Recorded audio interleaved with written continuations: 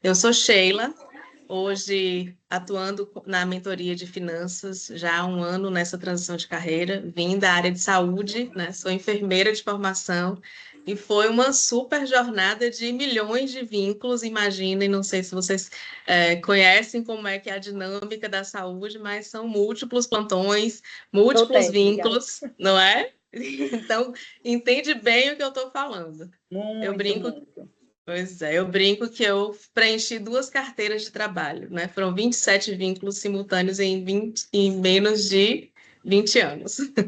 Isso significa, às vezes, até 4 vínculos simultaneamente, né? Jornadas muito intensas. E isso faz com que a gente chegue ao momento de se questionar, né? Meu Deus, por que tanto trabalho, tanta jornada de vivendo sempre no automático? Não cabe projetar vida, projetar planos, se você não tem nem tempo. Sobra, né? Exatamente. Fazer a vida sobrar é você realmente fazer uma pausa nessa jornada. E para mim, sempre muito atenta com o movimento financeiro, com finanças, com experiências de formação comportamental, tanto nas empresas que eu pude trabalhar, que foram desde a da rede pública à indústria, à multinacional. Então, tive muitas oportunidades de olhar para dentro e buscar ferramentas de desenvolvimento pessoal, né? Entrei agora também nessa lógica da teoria da permissão, e eu acho que isso soma muito com a formação em análise corporal, e isso tem me dado cada vez mais impulso para poder levar o que eu aprendi, a metodologia que eu consegui desenvolver, tornar finanças algo fácil, possível, com conceitos claros, que eu acho que esse é o contexto principal. Mas o que eu vi ao longo do tempo, que eu sempre fui uma pessoa financeiramente organizada, depois que venci o ciclo de dívidas, que acabei com as dependências emocionais, que deixei de carregar pesos que não eram meus, eu tinha uma vida financeira organizada. E nesse contexto, eu entendi o quanto você se conhecer, né? E a análise corporal traz muito esse lugar de você perceber que você tem traços que comandam, sempre tem, como tem traços que também vão estar ali para mediar o seu dia a dia, para repetir padrões, mas se você está atento a esse movimento do autoconhecimento, de se perceber fazendo e executando, você vai estar atenta a colocar os seus recursos para trabalhar a seu favor e não viver no ciclo da dor, né? Não sei se vocês já ouviram falar de análise corporal, imagino que Reisane sim, Emmanuel também. Sim. Então, foi nesse processo que eu assim, associo esse olhar interno muito para o lugar de como é que eu estou nesse momento e qual é a dor que eu estou sentindo e como é que eu percebo que isso está acontecendo, como é que eu faço com o movimento de sair desse lugar e buscar reforço positivo, né? A gente vem dialogando sobre a presença dos cinco traços em todos nós, essa é uma verdade, por mais que a gente tenha 1, 2, às vezes até 3 traços dominantes, a gente tem o exercício de negociar com os nossos traços e entender, né, como a gente coloca cada um deles no recurso. Eu compartilhei com vocês um material falando sobre o traço na dor e o traço no recurso. Eu disse, vamos dizer, é para a gente ter os 4 mesmo. Tem, pode ter sim. Bom, para a gente poder mapear, né? Eu não sei como foi a sua vivência com ela, mas avaliando o formato de 6 partes do corpo. Né? A gente avalia o formato da cabeça, o formato dos olhos, o formato da boca, o formato do tórax, o formato do quadril e o formato das pernas. E a combinação dos percentuais, né, da presença de cada um dos traços é que vai lhe dar o mapa de caracteres. E ali você vai dizer qual é o percentual de cada traço que está compondo o seu modo de ser. Aquele questionário que eu compartilhei com vocês é para que a gente se veja diante desse momento, qual é aquele traço que está, né, gritando para você o tempo inteiro, que está mais presente na sua tomada de decisão. E ali eu fiz associações que dizem muito a nossa jornada, né, diária mesmo. Então, ali é um deles. Então, pessoas podem ter até 4 traços dominantes. E os percentuais muito próximos, né? Porque a partir de 20% de cada traço, ele já tem uma presença marcante dentro da sua jornada. O principal é a gente entender que o que vai guiar o momento é da gente se perceber qual é a dor que eu estou sentindo naquele momento, qual é o sentimento que predomina para mim. E é muito diferente o que cada traço expressa na nossa rotina, né? Então, o primeiro traço, que é o traço esquizoide, é o traço das ideias, é o traço da inovação, é o traço de estar no seu mundinho pessoal. Eu não preciso de contato com muita gente, eu não quero lugares, não preciso ficar em troca, recebendo carinho, abraço. Eu não tenho essa necessidade. No momento que o meu esquizoide está, né, no domínio ou lidando mais com aquele momento, eu quero um momento de recolhimento, eu quero um momento para estar lendo, eu quero um momento para estar refletindo, eu quero um momento para estar isolada nas minhas ideias e criando e usando esse movimento de criação. Meu esquizoide não é muito alto, ele está ali em torno de 13%, mas tem momentos do meu dia que eu preciso estar recolhida e colocar minha criatividade para fluir, porque eu uso muito a criatividade para criar os materiais, para poder, né, construir a minha rotina, né, com o dinheiro. O que é que o esquizoide traz de positivo com o dinheiro? É geralmente esse traço que traz também ideias de inovar no mercado financeiro, inovar na veia empreendedora, e a gente tem um exemplo de Elton, uma pessoa que já colocou em prática mais de 17, né, negócios diferentes. Então, ele é a pessoa que é o traço que vai trazer ideia, trazer possibilidades de você atuar com o seu dinheiro de alguma forma. Mas ele precisa dos outros traços para poder tornar a ideia executada, né? Então, se eu tenho um traço esquizoide dominante, necessariamente eu preciso de apoio de outras estratégias para executar a minha ideia. Mas é um traço super positivo também nessa lida com o dinheiro, nesta linha da criatividade, de empreender com novidade, com trazer inovação para o mercado, né? O traço oral é um traço que ele se comunica bastante, ele tem bastante necessidade, diferente do esquizoide, de contato físico, de estar com pessoas, de se sentir acolhida, de ter, né, um reconhecimento e valorização daquele espaço que ele está. E geralmente, um traço que tende a ter uma dependência emocional muito grande, porque para se sentir amado, ele tende a doar muito. E aí, esse exercício de dizer não para o oral, principalmente se o traço está na dor, é muito difícil, né? É natural do traço oral, eu preciso presentear as pessoas que eu amo, então, assim, eu tenho esse desejo de doar, de me sentir amada e agradar as pessoas, e a tendência do traço oral é, se eu estou na dor, eu compenso a minha dor ou com a comida ou com gastos, né? Geralmente compulsivos. E esse é um padrão que, se eu tenho como foco criar minha jornada de liberdade financeira, eu preciso olhar para esse lugar. Olhar para esse lugar porque eu vou precisar ter um orçamento flexível, porque em algum momento eu preciso me presentear assim, em algum momento para me preencher eu tenho esse exercício, né, o desejo de doar, de presentear, e isso não é ruim desde que esteja dentro de um valor planejado, desde que esteja dentro de um orçamento possível. Eu não posso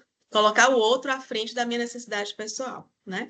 E o oral, ele é um traço que é bastante curioso também, que tem muita facilidade de aprendizagem, não tem nenhuma dificuldade de fazer trocas nesse contexto, de saber como o outro está atuando, o que tem de novidade, e fazer esse exercício de preencher também de aprendizagem pessoal. Então, é um traço bacana quando eu olho para esse lugar do que eu quero aprender e como eu vou também intermediar pessoas para atuar junto comigo em alguma linha empreendedora, por exemplo. É um traço que vai ser muito positivo nas finanças se eu atuo com atendimento a pessoas, né? Porque ele vai estar com esse brilho da comunicação sempre na liderança e, com certeza, os recursos, quando isso é colocado de forma positiva, ele vai trazer um bom resultado também. Quando a gente fala do terceiro traço, que é o traço psicopata. O traço psicopata, ele é, né, o VIP, eu quero tudo de bom e do melhor, eu tenho tudo no controle, eu vou ter a melhor estratégia para fazer meu dinheiro render muito, porque ele tem essa visão, né, da negociação estratégica, eu preciso saber onde eu estou ganhando, eu tenho que ter uma relação de confiança com aquele lugar.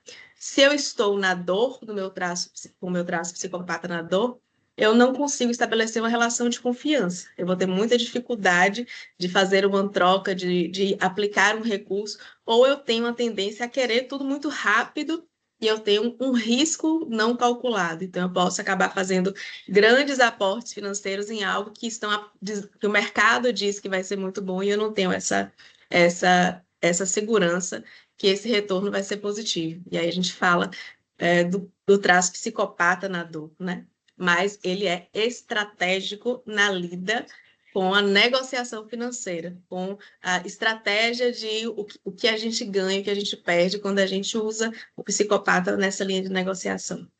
Edna, seja bem-vinda. Quarto traço é o traço masoquista, né? Tudo bom? A gente está falando um pouquinho dos traços nessa lida com o dinheiro, como a gente entende o traço na dor ou no recurso, e como a gente utiliza, né, o lado positivo de cada um nessa liderança financeira. E como a gente coloca, nós todos temos os 5 traços, né? A gente mapeia esses 5 traços a partir da análise corporal, que você faz avaliação de 6 partes do corpo, mas eu tenho a clareza de que todos nós, em algum momento, teremos os traços no controle de alguma situação. E se eu sei negociar com os meus traços e utilizar o melhor talento dele no momento que eu preciso dele, né? Como eu falei, eu tenho que criar, eu vou utilizar o traço esquizoide. Eu tenho que me comunicar, me relacionar, eu vou utilizar o traço oral. Eu tenho que negociar, fazer uma estratégia de venda, eu preciso utilizar o traço psicopata. Se eu tenho que planejar, pensar sistematicamente, primeiro, segundo, terceiro passo, quais são os riscos, onde eu vou com segurança, é o traço masoquista, que esse é o traço que olha todos os detalhes, né? Na lida com o dinheiro, tende a ser um traço que ele não vai arriscar. E aí, pelo medo de perder ou pelo medo de não ter recurso para o próximo dia, ele tende ou a guardar muito, e aí você pode acabar escolhendo uma reserva parada na conta, vou usar a poupança que eu sei que é seguro, então eu vou ter medo de dar um próximo passo e arriscar na linha financeira, porque o medo principal, né, do masoquista é esse medo de não ter para o dia seguinte. Além de ser um traço também que tende a ajudar todo mundo, né? Ele sempre está com todo mundo em prioridade, diferente do seu próprio lugar. Então, para ele tomar um primeiro passo de investir em si mesmo, de realizar um sonho, de criar até um sonho de viagem, ele já resolveu o problema de todo mundo da família. E esse é um lugar de um padrão que a gente precisa olhar com muito cuidado, porque é o traço dominante que vai estar ali naquele momento, fazendo com que a gente tem uma tendência de priorizar o outro em detrimento de nós mesmos. E o último traço, que é o traço rígido. Do nosso grupo, eu vou te dizer que a maior parte das mulheres que estão no desafio hoje tem o traço rígido ali dominante, tá? E o que é o traço rígido, né, na lida com o dinheiro? É um traço que está sempre buscando perfeição. Então, se é uma pessoa que está com um traço rígido na dor, vai ser aquela que vai querer investir em estar sempre linda e bonita, porque eu preciso estar perfeita. É quem vai estar sempre focada em cuidado estético. É um traço muito estético, que cuida muito da aparência, que vai precisar estar nesse lugar. Então, se eu tenho o meu traço na dor, eu preciso preencher esse lugar, porque eu não estou me sentindo perfeita, porque eu não estou me sentindo bela. Tem uma tendência a ter um custo voltado para o lado estético, que, em verdade, não é ruim, porque eu preciso me sentir bem para estar pronta para fazer tudo, mas preciso fazer por mim, não para atender a expectativa do outro, para esperar a valorização e reconhecimento do outro, para esperar que o outro, né, me aplauda o que eu estou fazendo. Então, quando eu faço essa escolha preenchendo a minha necessidade pessoal, porque eu quero estar bem comigo, ok. E com certeza vai ser um traço também que vai ter o controle de olhar para o que eu posso e se eu ainda não posso, vou fazer tudo para alcançar o que eu desejo, porque é um traço que tende a ser extremamente desafiado com metas e ele vai buscar aquilo que ele quer realizar numa constância, numa regularidade, numa consistência muito maior que todos os outros traços juntos. Então, é um traço também que tem um lado muito positivo na relação com o dinheiro, principalmente nesse processo de executar com perfeição, né? De olhar todos os traços, de se aprofundar no conhecimento, de querer fazer sempre a melhor escolha e vai fazer uma gestão, com certeza, de uma carteira de investimentos de uma forma brilhante. Digo que nós, mulheres, temos uma sabedoria muito maior, cientificamente comprovado, para lidar com investimento do que os homens. Os homens tendem a ter aquela expectativa de um retorno imediato, de estar acompanhando dia a dia, se sobe e desce, o que cai, o que não cai, e ter a tendência a seguir o que a especulação de mercado, né, oferta, diferente da mulher, que tem um olhar mais cauteloso, que consegue pensar a médio e longo prazo, que vai entender a construção do seu objetivo com mais clareza. E eu acho que isso a gente tem feito cada dia mais, de colocar luz e clareza naquilo que a gente quer, escolher quais são os nossos objetivos, né? Entender quais são os motivos que nos movem. E se a gente tem isso claro na nossa vida, se a gente traz clareza para esse lugar, traçar o passo a passo e executar esse passo a passo, ele acaba sendo também mais fácil. E se a gente está com os nossos traços sendo desafiados a estar no recurso, com certeza esse lugar é de um resultado inestimável, né? A gente vai ter, com certeza, um resultado que a gente deseja alcançar. E é por isso que eu fiz essa associação de autoconhecimento com o comportamento financeiro, porque a gente não vai só precisar, né, entender dos números, a gente vai precisar moldar e reconhecer qual é o lugar que a gente está sentindo, qual é a dor que a gente precisa preencher, qual é o recurso que a gente vai colocar na liderança, quais são os estímulos que eu preciso ter para que esta constância ela seja realmente sustentável, né? Porque começar é difícil. Você fazer o primeiro aporte, você entender que a ordem de prioridade é você primeiro se pagar, primeiro você faz o seu aporte financeiro na sua reserva, na sua carteira de investimento, para depois você quitar dívidas, você quitar os seus boletos, né? Isso é uma mudança de mindset muito, muito significativa, porque posso dizer por mim, e acredito que a maioria de nós não teve educação financeira na infância, né? Então a gente acaba carregando muito a herança financeira que os nossos pais tiveram, e o que não foi conversado virou ideias, né? E a gente foi moldado para trabalhar pelo dinheiro, fazer todo o esforço e se sentir pago no final do mês. E não o inverso, a gente não aprendeu a colocar o dinheiro para trabalhar para nós, né? E é esse o lugar que a gente precisa realmente inverter a nossa forma de olhar para o dinheiro.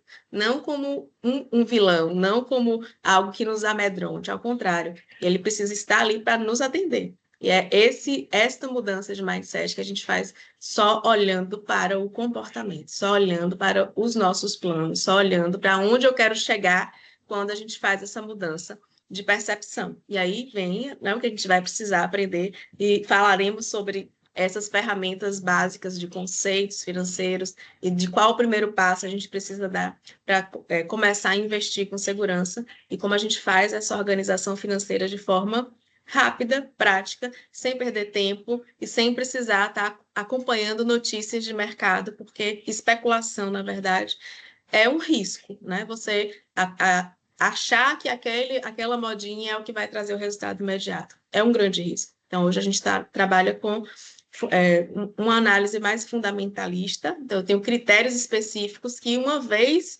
conhecidos, eu vou montar essa carteira de investimentos que vai me levar para a vida onde eu quiser. Então, eu tenho que ter uma reserva financeira para situações emergenciais, eu preciso ter longo prazo se eu preciso pensar na aposentadoria, e eu tenho que ter uma parte em renda variável com critérios que são práticos, que eu não preciso ficar buscando interpretar o que o mercado está dizendo sobre cada um dos investimentos que a gente tem.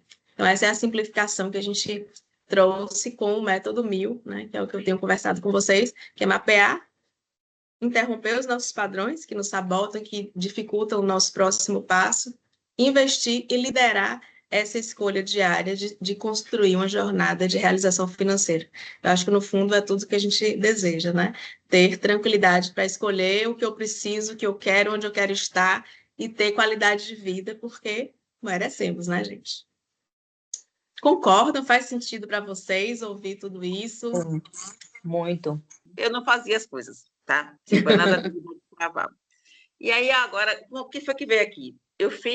Eu já sei que o meu oral, não é meu não, eu tenho o oral e o masoquista pau a pau, tipo assim, um é 26, outro é 28, né?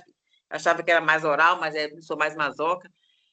E assim, eu tenho quase todos, bem distribuído, tá? Menor é o esquizóide, eu tenho, acho que era 14, na última vez que fiz. Só que agora, quando eu respondi aquele questionário, veio psicopata. Tipo assim, acho que foi o risco, então, eu sou psicopata. Para o dinheiro, né? Pelas perguntas que você colocou. Aí eu falei, e agora? Eu fiquei meio que em dúvida, assim. Acho que o psicopata na época era 17, acho que foi uma coisa assim. E então, o que é que a minha pergunta é para o dinheiro, para aquelas perguntas, não necessariamente, né, o mapa principal, como é isso? Da lida com o dinheiro, tá? E aí, o que eu trouxe para as meninas, a gente refletir sobre o lado positivo desse traço na lida com o dinheiro, né? Psicopata é um traço estratégico, exceto se ele estiver na dor. Se é um traço que está lhe colocando na dor, você vai tender a buscar controle excessivo de tudo, e esse controle muitas vezes paralisa o próximo passo, né? Você quebra uma relação de confiança com os seus pares, com o ambiente, e isso é um padrão que precisa, trazendo para a consciência, né? Refletir sobre o que está quebrando essa relação de confiança. Como é que eu coloco o meu traço psicopata no recurso? Porque qualquer um dos nossos traços, em algum momento, ele pode estar na dor ou no recurso, e a gente vai fazer sempre o movimento de reconhecer qual é o traço que está na dor. Então, o que está me movendo nesse lugar? Qual é o sentimento predominante? Qual é a reação normal que a gente está, né? Quais são os padrões que estão se repetindo ali para a gente fazer essa associação? Então, o que são estratégias para colocar o meu traço psicopata no recurso? O traço psicopata precisa saber estar em uma relação de ganha-ganha. Então, saber como ele se beneficia nos lugares que ele está. Então, se eu estou num lugar que eu não tenho uma relação de confiança, se eu não estou com as minhas necessidades pessoais sendo atendidas, eu preciso ir para uma conversa de alinhamento. Eu preciso ter clareza no que eu vou negociar com as pessoas que estão ao meu redor. O psicopata precisa estar sempre dizendo onde ele acerta, quais são os ganhos que ele tem. Então, é o VIP. Eu sou uma pessoa especial e preciso ser reconhecida por isso, e eu preciso dizer sobre isso. Então, se eu não estou tendo coragem de dizer os meus benefícios, os meus diferenciais, onde eu estou acertando muito, esse é um ambiente que não coloca o psicopata no recurso, e a gente precisa olhar para este lugar também, para você reconhecer os seus talentos, os seus ganhos e poder falar sobre isso com naturalidade, né? Sem reservas, sem qualquer tipo de contenção naquele ambiente que você está. Então, são pequenas estratégias que você passa a colocar o seu psicopata no recurso. E se é ele que está na lida com o seu recurso financeiro, super massa, super feliz pela expectativa do que ele pode lhe trazer de benefício, de saber negociar, de saber colocar o percentual que você precisa para a economia, para o investimento, para olhar para esse lugar e acompanhar a rentabilidade, né? Entendendo, e aí no contexto financeiro, que tempo é importante ser respeitado, que os aportes e a consistência é que vão trazer um resultado financeiro mais significativo. Então, é olhar para este lugar. Então, psicopata foi marcante no questionário, e é olhar, ele está na dor ou ele está no recurso? Como é que eu tiro ele da dor? Como é que eu trago ele para o recurso, para que ele seja um traço positivo nesta relação com o dinheiro? O que a gente vai trazer como estratégia para isso? É entender quais são os critérios para a escolha de cada investimento. Então, previdência privada não é um mau negócio, desde que eu saiba, né, qual é a taxa administrativa que está por ali, qual é o retorno que ele me dá, qual é o valor que eu vou ter no momento da minha aposentadoria propriamente dita, né? Existem outras estratégias que você tem autonomia, que você não precisa depender da opinião do seu gerente. Então, criar esses pontos principais que vão atender ao seu objetivo final, né? Então, quanto eu preciso para a aposentadoria? Que é aquela perguntinha que a gente trouxe lá, né? Não é só o meu sonho. Eu vou me aposentar daqui a quanto tempo? Qual é o valor que eu preciso para manter a minha qualidade de vida? Não é isso. Por isso que eu entrei Precisamos nesse negócio de... que ótimo, que bom. A gente vai ter a oportunidade de olhar para alguns cenários e tentar traçar um que lhe dê, né, tranquilidade para você fazer uma escolha assertiva e não ter esta relação de medo, porque você está insegura com relação ao seu dinheiro. É o pior negócio, né? E aí realmente você está acompanhando sem garantia de que você vai ter o retorno real e tem perdas associadas a isso.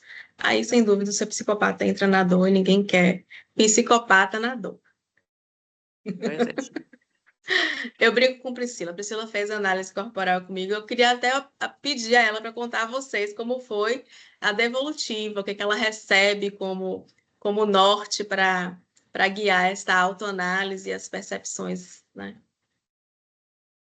Foi sensacional. E assim, na verdade, isso me trouxe tanta luz para coisas que eu não estava naquele momento eu não conseguia ter clareza de como me perceber diante da necessidade que eu tinha de ações no meu cotidiano, de para onde eu ia fazer, a transição de carreira que eu ia. Então, assim, eu estava muito insegura, né? E quando Sheila me apresentou essa possibilidade, eu falei, não, eu tenho certeza que é esse aí o caminho para mim, né? A mentoria, e eu já estou fazendo mentoria, e realmente a análise corporal me deu um sentimento de autoconhecimento que eu não. Eu tenho certeza que se não fosse, né, esse olhar técnico para questões físicas, eu não iria atentar para tantas coisas. E é o que ela está falando, é a mais pura verdade. O meu, quando ela fala psicopata, eu digo logo, não, meu psicológico, porque eu não gosto do nome. Aí eu digo para ela, não, o meu psico, ele realmente estava na dor total, porque eu era uma pessoa que tinha muitas reservas nas relações, porque eu não conseguia muitas vezes ter essa clareza que esse traço pede, né? De dizer, olha, eu estou dando isso, mas eu necessito receber isso. Não está bom para você? Não está bom? Para mim não está bom. Então, assim, como eu não tinha essa clareza, eu não conseguia, digamos assim, aprimorar o meu potencial, não conseguia estabelecer relações com tanta clareza, porque eu me retraía, né? Já ficava sempre com o pé atrás. Então, assim, é a análise mesmo e sentar com ela para estudar o meu perfil, né? E as coisas todas que eu posso fazer para, como ela diz, botar os meus traços no recurso, né? Para favorecer. Isso, para mim, tem sido uma luz mesmo. Desde já agradeço a minha mentora, muito obrigada. Fico feliz. Bom, eu acho que a ideia era essa, meninas, né? Os nossos encontros não serão encontros para tomar a nossa noite, mas para trazer um pouco mais de clareza e luz para os nossos desafios. A gente organizou o desafio para que a gente comece com essa etapa de autoconhecimento, entendendo um pouco das nossas raízes. A partir de amanhã, a gente já vai entrar num contexto de perfil financeiro, então entender um pouco, né, quais os lugares que a gente ainda não olhou quando a gente fala da jornada financeira.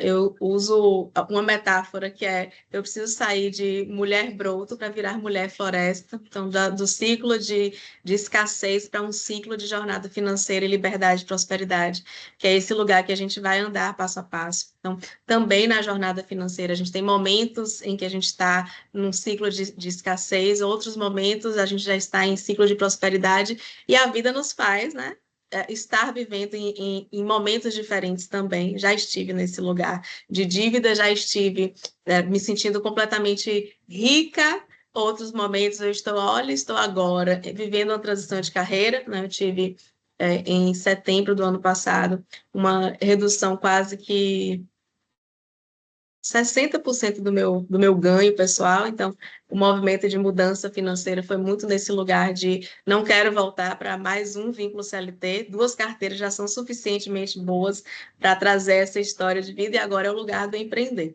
Então, ainda não alcancei o meu teto financeiro, ainda não alcancei a minha meta financeira final, mas tenho muita clareza de como eu vou fazer para chegar lá, porque eu já vim construindo, né, todo o meu embasamento do que eu preciso, quais são os valores, onde eu aplico, o que eu trago de rentabilidade, quais foram as estratégias que eu utilizei para sair da dívida e estar reorganizando a minha vida financeira, mesmo quando o meu ganho não é correspondente ao que eu tinha há um ano atrás. E isso faz com que a gente tenha cada vez mais clareza mesmo de quais são os próximos passos, né? Como é que eu faço para estar no próximo ciclo? Como é que eu faço para poder avançar um pouco mais? E esta consciência, né, veio não só com autoconhecimento, com toda a busca de informações e formações que eu fiz ao longo desse período, mas a consistência é de realmente não perder de foco qual é o meu objetivo principal. Todos os dias eu acordo lembrando o que eu quero fazer, por que eu estou aqui e onde é que eu quero chegar com isso. E isso me traz muita alegria, porque eu quero que muitas outras mulheres façam transições de carreira ou que guiem a sua jornada sempre pensando no próximo nível, no próximo passo, porque é muito bom a gente saber que a gente vai ter uma aposentadoria tranquila, né? Eu acho que esse é o foco. Eu tenho 2 filhos que dependem de mim e um casamento já de 18 anos, então estamos nessa jornada já de construções grandiosas, e eu acredito muito na minha vida memorável, e tenho certeza que vocês também estão, né, com esse foco, e é muito bom poder compartilhar e contar com tantas mulheres que estão também, né, guiando um passo a mais por dia. Fico bem feliz de ter vocês aqui, e espero que vocês não só aproveitem bastante, mas saiam pelo menos com uma área transformada da vida financeira de vocês ao longo do desafio, tá? Depois do ciclo, a gente vai falar dos primeiros passos para investir, a gente vai trazer como a gente faz o nosso primeiro aporte e traz clareza para qual a escolha que a gente vai fazer e qual o objetivo de cada momento da vida de vocês, tá bom? Eu queria que tu falasse um pouquinho só sobre a questão da autossabotagem, né? Porque eu vinha vivendo alguns ciclos assim, que eu tentava investir, né? Eu falava, não, esse dinheiro aqui eu vou me pagar primeiro todo mês. E eu sempre repetia meio que um ciclo, né? Quando aparecia qualquer coisa para pagar, ou que às vezes faltava, eu sempre recorria àquele dinheiro que eu dizia que era para realizar o sonho, ou que era para quitação de dívidas, meio que uma autossabotagem mesmo, sabe? Aí eu queria saber se você tem alguma dica para que eu use, para que melhore essa questão da autossabotagem. Para mim, são 2 pontos que são prioritários. Um é de você saber, assim, dessa escolha, do motivo de você estar guardando, de você fazer reserva, você ter clareza de onde você vai chegar com isso, ter clareza do seu objetivo, né? Então, Sim. o meu motivo é aquele que me preenche, não é só porque eu quero guardar. Eu quero guardar porque, né, eu vou me ver assim, e esse lugar evita a autossabotagem. E o outro é o de reconhecer qual é o traço que está na dor e buscar, né, atender a necessidade desse traço. Então, assim, é difícil falar de um contexto de autossabotagem sem olhar para o contexto, né? Então, de novo, quem são as pessoas, qual é o ambiente, quais foram as situações que se repetiram para lhe colocar nesse contexto de autossabotagem. E quando você conhece e consegue reconhecer qual é esse traço, as estratégias, elas são muito direcionadas. Então, eu sei qual é a estratégia que eu coloco o esquizoide no recurso. Ele precisa ter espaço, né, para não ser criticado, para expor suas ideias. Eu sei o lugar que o oral precisa estar para se sentir no recurso. Ele precisa se sentir acolhido, amado e ter, né, o seu lugar, para sentimento pessoal de autoestima preenchido. Eu sei o lugar que psicopata, como a gente colocou para a Edna, de estar no recurso. Ele precisa ter o reconhecimento e entender que está numa relação de ganha-ganha. Eu sei o lugar que o masoquista está no recurso. Ele não pode se sentir humilhado, sobrecarregado e estar carregando pesos que não são seus. Então, é olhar para esse cenário, né? O rígido, ele vai estar... Vou dizer que também entrei muitas vezes em autossabotagem. O meu traço principal é o rígido, que era do contexto de viver sempre querendo fazer mais, sempre me desafiando, sempre e, né, esperando aplausos. Era esse lugar que me colocava sempre aceitando mais, principalmente eu, né, vivi, como eu coloquei, em muitos vínculos simultâneos, e às vezes não me valorizava, né, para aquele lugar. Então eu aceitava mais um porque eu me sentia capaz de fazer. E aquele mais um não era o mais um suficiente para me preencher. Então, é autossabotagem. Você preencher 24 horas do seu dia com uma jornada exaustiva de sobrecarga, sem receber o que você merece receber. E quando você vive no seu traço muito sobrecarregado, aí é onde eu preciso, mas eu mereço, eu trabalho tanto. Né? E aí você tende a não querer guardar. Aí você vai ter o exercício de autocompensação. Então, assim, é olhar para o cenário, entender, né, o que está lhe colocando na dor. E esse olhar para o rígido, principalmente nesse lugar de eu estou buscando aplausos, né, eu preciso me preencher primeiro, ter convicção de onde eu quero chegar, entender o seu valor, né, diminuir a sua autocrítica, porque também é um lugar de autossabotagem muito grande do rígido, tem um nível de exigência, né? Eu tenho que estar sempre entregando tudo, ninguém nem espera nada de você. Mas você não se contenta enquanto não entrega o seu máximo todos os dias. Às vezes também atrapalha as suas relações com os demais, porque além de se exigir, você cobra que o outro seja perfeito. E ninguém tem que ser perfeito, né? Não sei se te ajuda, Verdade. Muito trazendo obrigada. clareza nesse lugar, mas é olhar para isso. Uhum. Ok, meninas? Ok, muito obrigado. Muito Arrasou. obrigada pela presença. Manda, eu já coloquei tudo o que a gente está postando na área de membros. Coloquei lá o passo a passo hoje, né, Dulce, para que você não precise ficar rolando o grupo para fazer as tarefas anteriores, para acompanhar os vídeos. Se vocês quiserem revisar também cada um dos vídeos que a gente postou nas tarefas, o acesso à plataforma ele é gratuito, é bem simples, tá? E está à disposição para que a gente possa também interagir a qualquer momento e tirar dúvidas. Suspendi um pouquinho olhar a gamificação, quem é que está nos primeiros lugares das atividades, porque eu sei que cada um está fazendo no seu tempo. Então, na quinta-feira, eu digo qual é o ranking para a gente se motivar para poder fazer cada tarefa, porque uma complementa a outra, e a ideia é que a gente saia daqui realmente com as nossas visões ampliadas, tá bom? Obrigada pela presença. Amanhã tem mais tarefas e quinta tem próximo encontro.